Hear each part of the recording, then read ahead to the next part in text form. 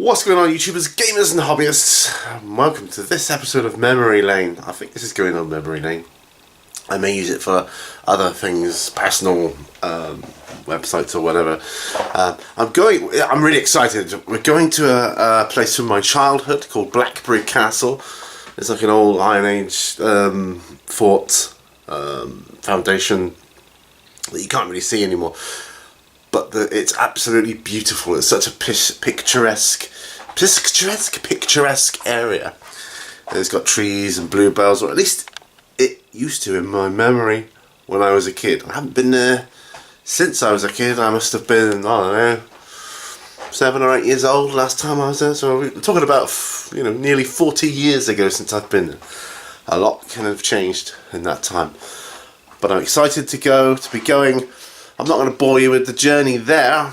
I'm just going to take the footage once we get there and pictures and whatever else.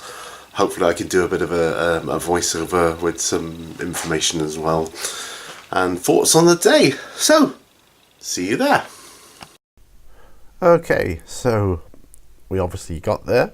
And not really the entrance, but on one of the openings, you are welcomed with this placard on a little stump, and it outlines the foundations of the hillside fort. You can see on the right hand side there.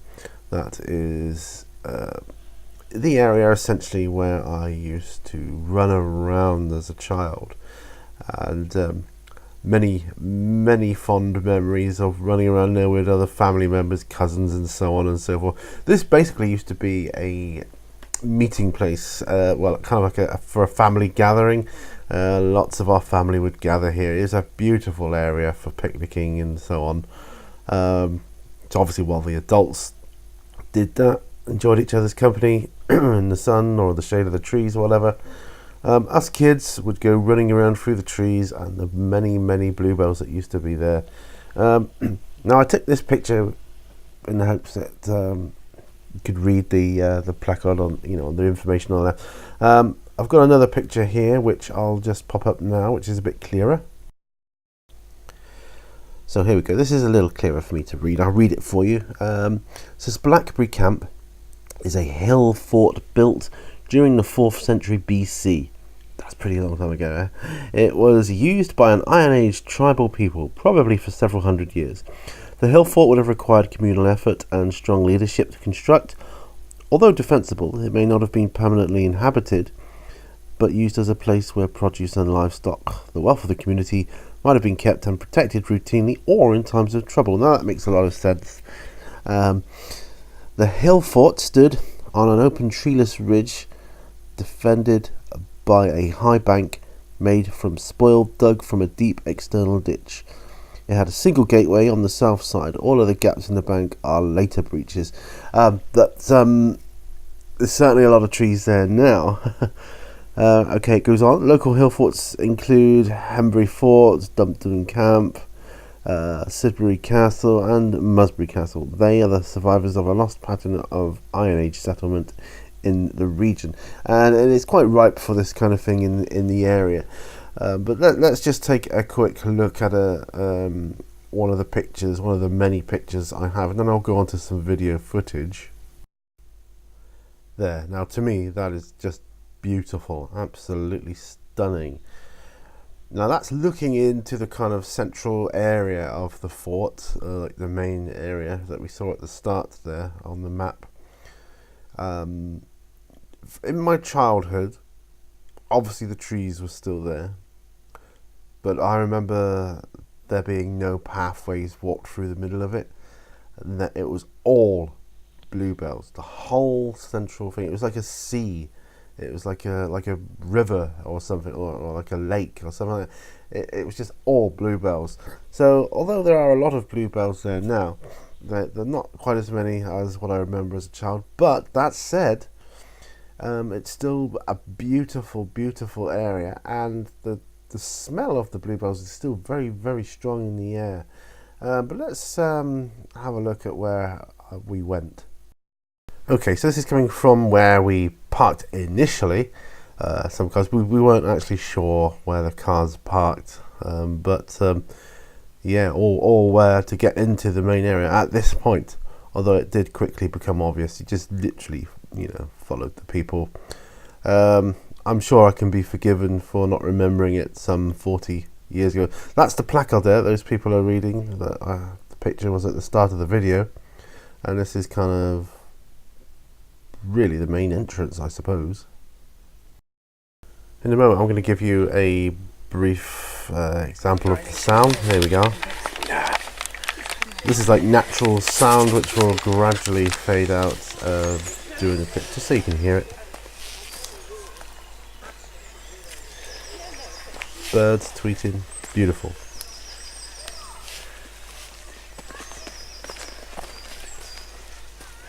So we're actually on the perimeter now, and we're walking around it. Look at that, just beautiful. Imagine that it was all bluebells when I was a kid.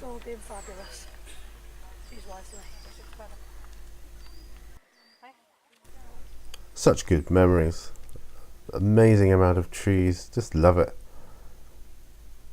So we walked around the whole of the perimeter, of the main perimeter anyway, and I took a load of pictures as I went around, and just while we were there, I could just remember these pathways I used to run along on the perimeter here as a kid. So I wonder I didn't fall and break my neck really, but because of the tree roots, they're big and big and strong, and they stick out there. The little fellow on the path up ahead, he kind of went down the bank after a while. I think his owner called him. It's a wonderful place for dogs. I'm going to take our guys there sometime. I mean, it's a little ways to go. It's about 60 odd miles to get there, but it's not too bad, considering it's English roads, so windy lanes. There's a little bit of motorway involved, but look at those trees. That's just like postcard. They're like, you could feel, there was a sense that they were alive. That you could feel the energy there. I did. There's a ditch on the right that was dug around. I used to run for hours and hours, well, as kids did. I'd be at one end, and the others we'd all be at different parts of the way, and we'd go different directions, and we'd run around and pass each other halfway round, sort of thing. It was really, really fun. It's a great place for hide and seek. It's an amazing place. It's deeply rooted in my childhood, so I felt very happy to be back there again, and honoured that I could see such natural beauty, and I definitely want to go there again and to get some more. It's a great place for doing photo shoots and video footage of this nature. It really is. You see some of the cars parked on the road there. I mean, parking is free. There's no entry fee. It's free to get to. It's just getting there. But absolutely outstanding.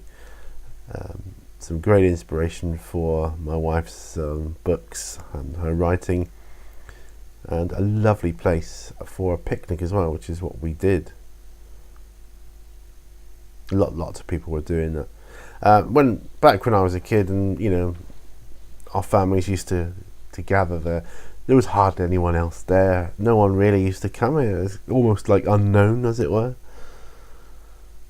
But now it's kind of gaining in popularity, and people are coming here, of course.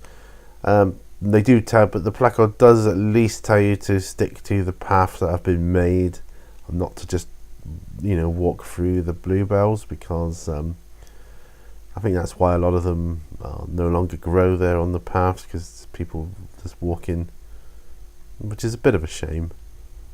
But at the same time, it's hard not to enjoy the beauty of nature.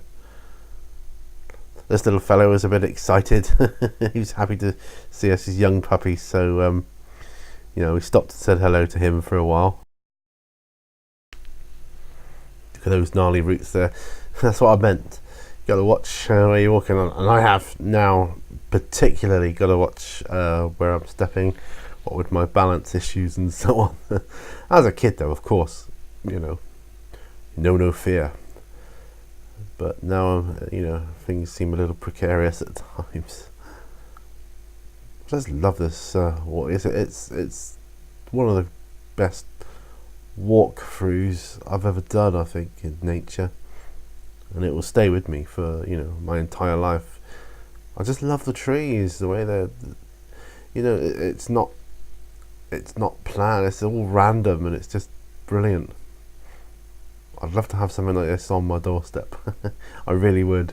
I'd be here all the time, I think. And look at these trees either side. They're kind of like a gateway almost, isn't it? Like you're going through. Brilliant.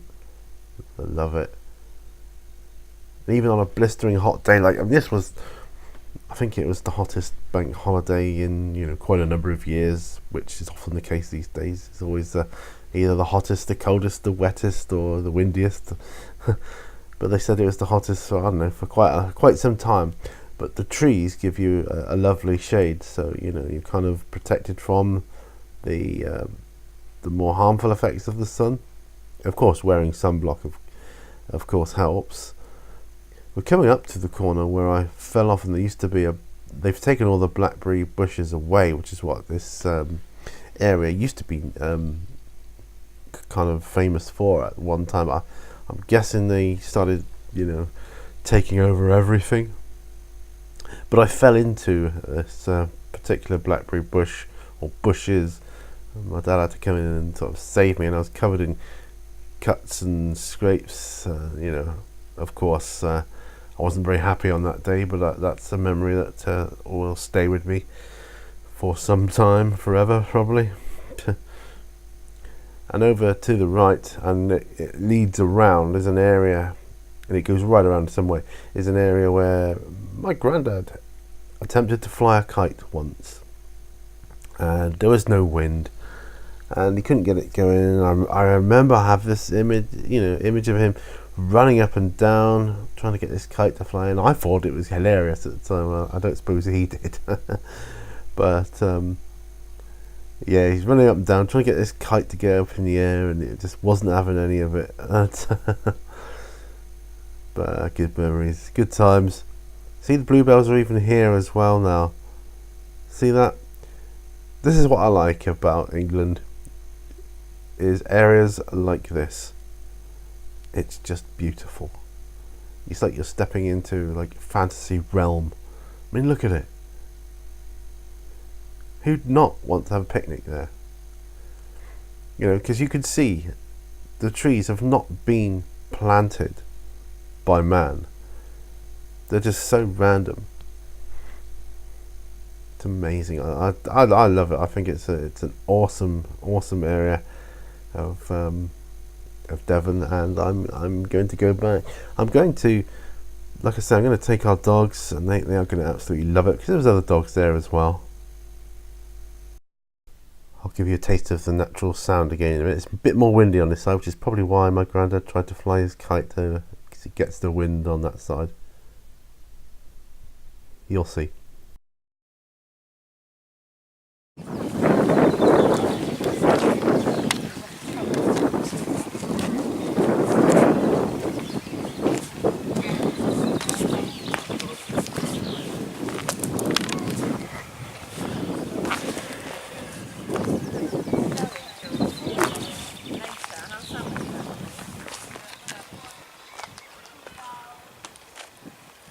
Yeah, there's not exactly anywhere to be.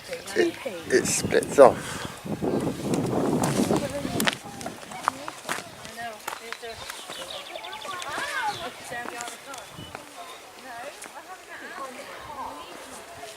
Are you serious? That's even more public.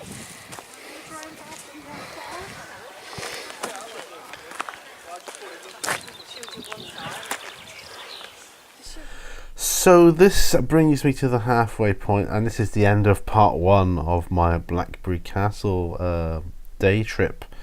So thank you for watching this thus far. Please check out part 2 when it's up, which should be the next day, because I'm planning on doing these for the weekend. It's my weekend content. So this one will be up on Saturday, and part 2 will be up on Sunday.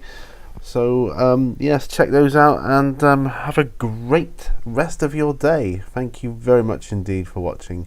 Bye for now, folks. Bye bye.